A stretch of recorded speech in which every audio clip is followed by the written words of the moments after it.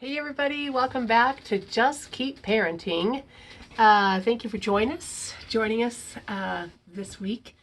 I'm excited to talk about some of the trigger points that we mentioned last week as we were talking about organization and chaos in children's development, right? That it's a normal part of development for children. And so today we're going to start with infants and we're going to move on to toddlers and talk about how we can better support them in this typical development, right? So a couple of stages, right, helps it, as we review these couple of stages, it helps us to see the context in which children develop misbehavior, right? And why it contributes to that growth process. Sometimes we don't like to think of misbehavior as contributing to a process of growth, but that's how we grow, right? When we make mistakes, we rewind and we try it again. And that's what that growth process looks like for us as adults and for the children as well. Sometimes we forget that with children though, right? So let's look at infancy, right? That first year of life, right? Crying upsets the parents, and yet infants are signaled, they're programmed to signal for care. They have to, right? They have no other way. And so a parent's job is to pick up the signal, right? And respond.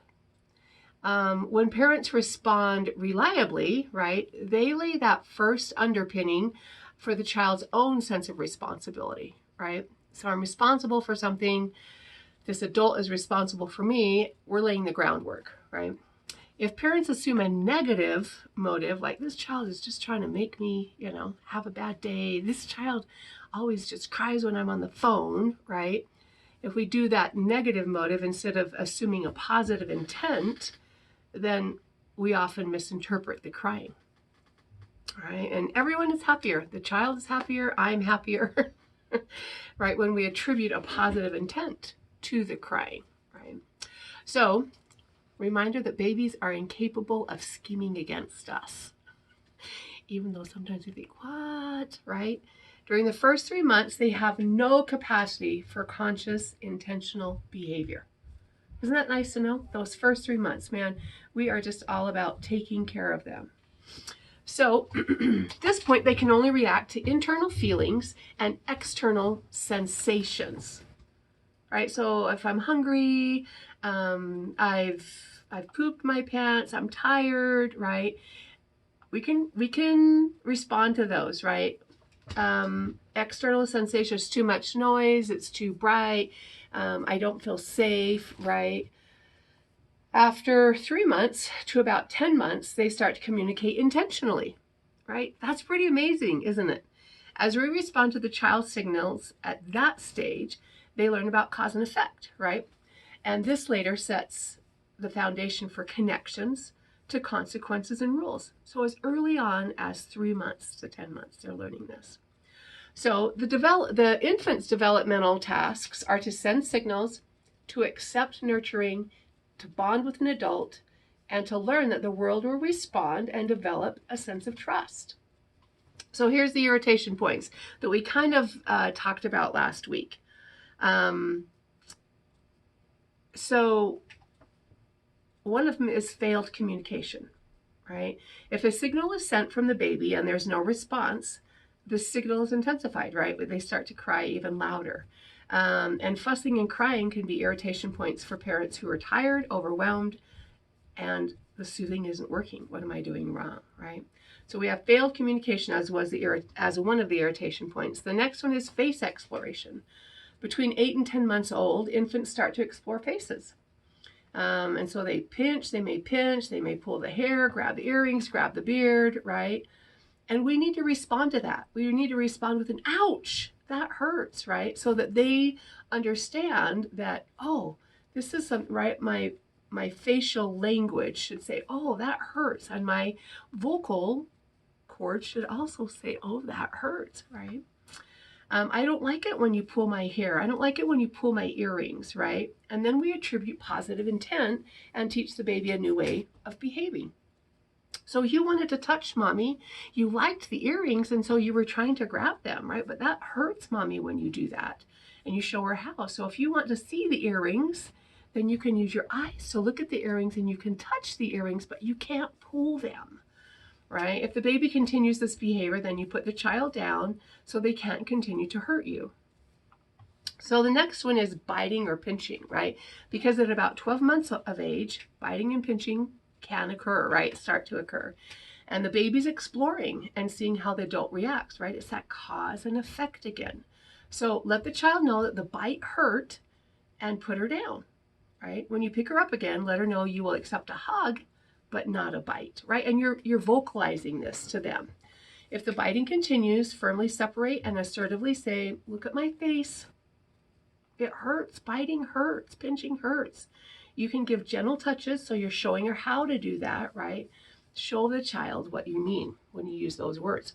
Okay, so there was 3 of them, right? Those irritants, those irritation points as infants. Let's move on to toddlers, right?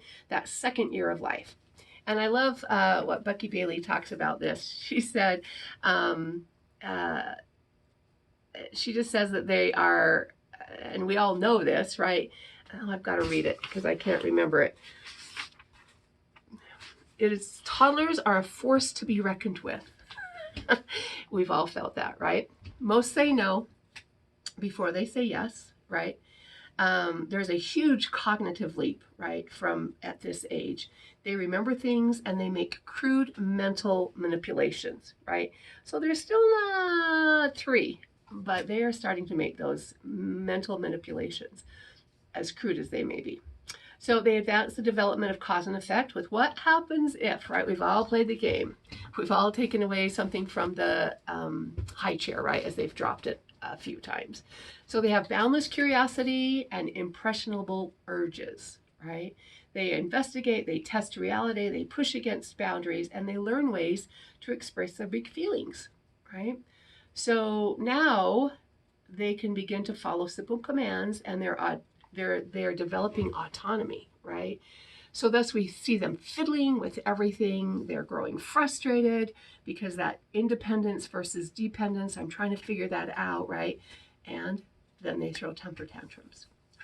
So we tend as adults to get frustrated with this behavior, and that's counterproductive because it usually produces a power struggle. And we know what happens when there's a power struggle, right? So instead of getting angry about this toddler who's pushing our buttons, right? We need to make them into teaching moments, right? We label the anger. Oh, I can see that you're so angry right now.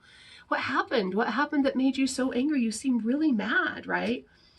So if you want to play with these, you are welcome to do it this way, or you can go play with this, right? So we're giving choices. Which one do you want, right? So we're helping them. We're labeling it. We can see what's happening. We give them choices and help them choose. So the irritation points for toddlers are anger and frustration, right? We see that a lot with 2-year-olds, right? They're moving from that dependency to some independence and, oh, I'm not sure I want it, right? And this is riddled with frustration and anger because they are restrained, right? We're usually restraining them somehow, right? They're hearing no a lot. They're hearing, don't touch that, stop, right? And they're bidding for your attention, right? Because at one point they don't want you, and at another point, oh, I need you, right? And so that bidding for attention, that back and forth is hard for them. We also see temper tantrums, right, as we've talked about. And if we can stay calm during a temper tantrum, we solve half the problem, right? Ours, right? And remember that temper tantrums, right, are part of that cognitive growth process, that chaos that is seeking organization. The other one is negative oppositional behavior, right? At about 15 months, so that almost year and a half, not quite, they enter a stage of, I love what she calls, decidedly firm negativism. If they don't get their way, a tantrum often erupts, right? And as we respond to them with empathy, and remember from videos in the past, we reflect what we see, what's happening. Oh, I can see that you're frustrated because your arms are flailing around, right? And your head, your eyes are scrunched up, right? what we hear. I can hear you screaming very loud that you want that toy, right? And feel, right? What am I feeling? Oh, I think that you must be feeling really angry right now, right? And so as we reflect what we see, hear, and feel, right, we're responding with empathy rather than choosing to get angry at them, right? Because then it becomes the power struggle. The next one is impulsive behaviors. You think about a 2-year-old, right? They need to be protected from their own impulsivity, if you will, right? So we need to have vigilant supervision, child-proofing, and redirection are vital security measures at this stage, right? Because they don't think, they just do, right?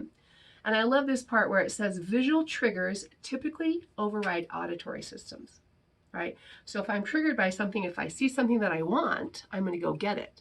And even though it may be out in the street, even though it may be in front of cars, even though, right, that's all they're seeing, and it prevails, it overrides the auditory system from us. So we may be saying, stop, stop, be careful. What does that mean, right? This prevails until age 4, right? And so this isn't something that just is a quick stage, right? Visual triggers typically override auditory systems. And for 2 years, almost 3 years. The next one, and we've seen this too, is possessiveness, right? Things seem to matter more than people at this point in a toddler's life. Exploring me and mine, right, versus not mine and not me. Helping them by providing like usable information, by stating whose coat it is, right? My coat. That's daddy's coat, honey. If you want to get your coat is over there. That's daddy's coat. It's a bigger coat, right? So usable information, we're offering that. That's going to help them integrate this into their concepts of me and mine. Aggressive behaviors is another one of those irritating points, right? I need to control all the toys that they see. This conflicts with what we're trying to teach of sharing and cooperating, right? So we need to teach to both parties. If they're having this aggression going on, right, because one person has the toy and the other one wants it, right, we need to teach both of them, right? The aggressor, the power of love, right? Sweetheart, that's not a good way to treat somebody that you want to play with. These are some things that you can do instead. The kid that got hit, right? Did you like it when he hit you? No. Well, tell him, no, I don't like it, right? So give them those words, because they're going to start hitting, they're going to start kicking, because that's what they know. They're controlling this piece of their body that they know. This is harder for them, right? They don't know the words yet to use to do that. The other irritation point is nothing seems right, right? Whatever they get, they don't want, right? They think they want to read, mommy read, no daddy read, no mommy read, right? They're upset. So we use the skill of empathy. That's what we do first, and then we follow through with a choice. Sweetheart, I understand that you're tired or that you're hungry or whatever. We take care of those needs first, right? But if you want mommy to read, I'll read it to you, right? Give them a choice. So if you're going to want me to read, we're going to go upstairs and read. So maybe a change in the environment will help with that. So thinking about the last one is called Endless Rituals of Love and Repetition. I just read that book 100 times. You want me to read it again? Yes, they do, right? That's what it is. Do it again, again, mommy, right? All the conflicts that we see reflects the inner conflict going on with the child, right? They're vacillating between independence and dependence, right? So the toddler relies upon rituals and routines to bring some sort of calm to their life, right? They're attempting to impose order on their crazy world, right? So plan for this, right? Because time spent performing rituals will spare untold power struggles. Do it again, mommy, do it again, right? So if we can help our toddler choose to be cooperative 50% of the time, Becky Bailey says, we should be blessed. So remember, it's a stage. They will move out of that, right, and into what we're going to talk about next week is preschoolers, right, those age 3 to 5. So tune in next week, and we'll talk about irritation points with them and kind of what to expect as they're growing and learning. Thanks, everybody, for joining. Just keep parenting.